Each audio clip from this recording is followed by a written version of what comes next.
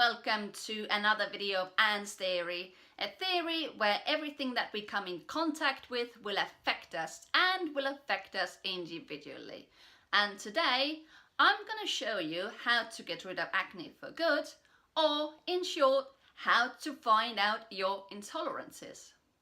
Now, if you haven't seen my previous videos or you don't know how intolerances and acne are connected, please do watch them, because in there I explain how acne happens and what's causing it.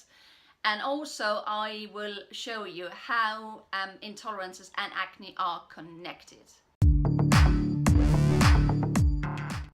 I group intolerances in 3 groups. The first one is allergies. It's not really an intolerance, this is something else, but the reaction is very similar to a proper intolerance. Then there are intolerances, and then there's a sensitivity. An allergy is where the white blood cells start attacking the foreign bodies as well as your own body. Intolerances is something where the body itself starts refusing the food or whatever intolerant item you have there in your body. A sensitivity is the weakest one of the intolerances.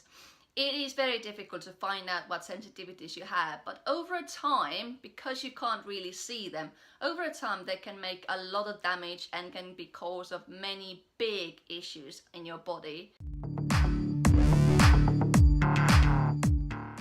There are 3 ways of finding out your intolerances: medical, observation, and the post-test. Medical is everything from doctor's allergy testing to some dodgy DNA hair testing that you can get online. Although this is great and it will work wonders when you really do have some major allergies, with intolerances you ain't gonna see the result. And this is all great if you believe in that, or if you have severe allergies, but to be fair, if you are having some severe allergies to certain items and certain substances, then you probably would already know what's causing them. So the allergy testing is really only to confirm it with a doctor. The other problem with medical testing is it will usually take ages to get to you, and often they will leave out very important intolerances that you may have that may not show up on the allergy testing. And the reason for that is simple. Allergies are caused by white blood cells attack, and intolerances depending on where the substance is that your body can't tolerate and which part of your body can't tolerate it. So if you do a skin prick test or a hair DNA test, it's highly unlikely you will find something being affected within your liver or kidneys, in your hair or on top of your skin. Observation is the basis of the intolerances, to see what's happening and where. Common symptoms include spots or bloating or swelling up or difficulties in breathing and other very common things that you may have daily basis but you won't pay any attention to because you don't know why it's happening or what's causing this. So observation method is viable only when you have the basic skills of noticing the intolerances within your body. Now, the post-test is the most accurate of them all, and it's the fastest way of finding out what intolerances you have. It is a way of reading your own pulse at the right times to find out what is causing your heart rate to go up.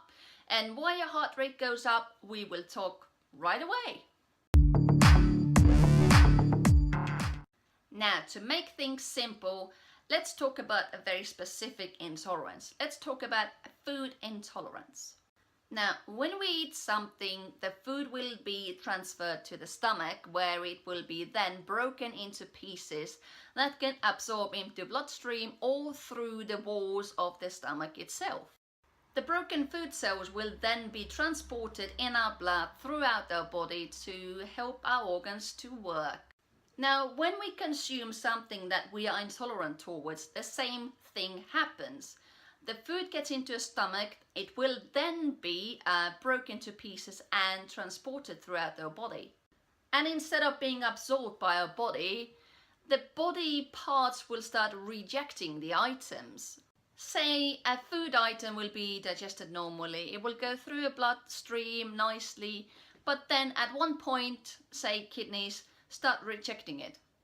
For them, as far as they know, it's a foreign body and it can't be accepted. So as for your body, you might as well eat steel nails and drink bleach. The effect is the same because the internal organs do not have a brain to differentiate them in between them two. And what happens then is quite simple.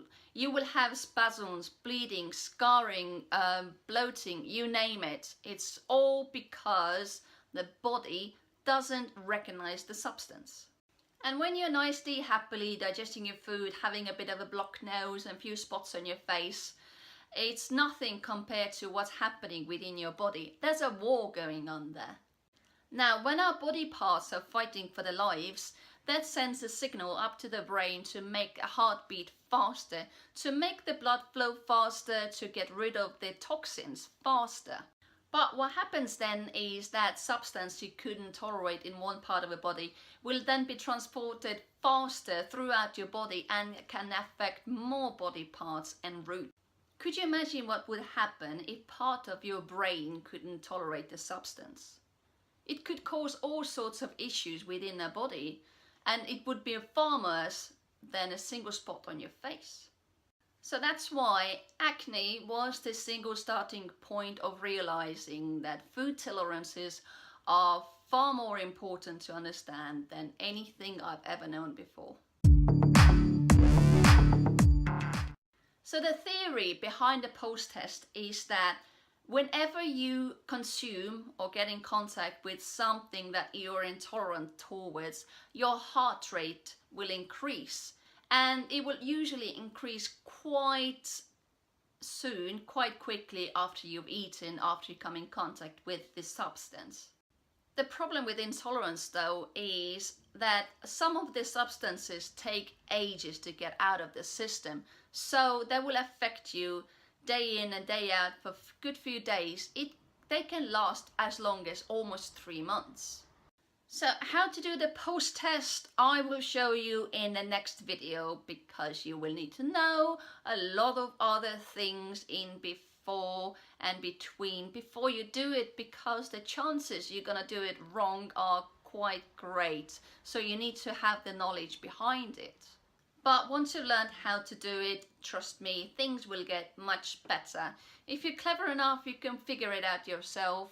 If not, wait till next time. I will show you what to do, what not to do, and when to do the post-test. So here we are. You have 3 options. You can go to doctors, order things online and hope they are good to go. It will take ages. Or you can observe your own body and do a trial and error method, leave some things out of your food consumptions to see if that makes any difference. Or just do the plain old post-test that I will show you in next video, and the results are immaculate. They're phenomenal. Now I hope you enjoyed the video. The next one will obviously be about post-test. I will have many more videos coming up. The one to come up definitely is about antihistamines, what you will have to do straight away, what you can do straight away when you are consuming something you shouldn't and you're getting those intolerance symptoms that can be quite nasty at times. Now all the videos are up on my website as well. Please do check it out, annstheory.com. There are lots of information there as well. I will try to put some more relevant items on a website so that everything is all together. You don't have to look far for them. And if you have any questions, send me an email to questions@annstheory.com. I will try to do my best to answer them to the best of my abilities. The next video will be up next week, sometime end of next week. But I truly hope you enjoyed this video, and I'll see you next time. Bye bye!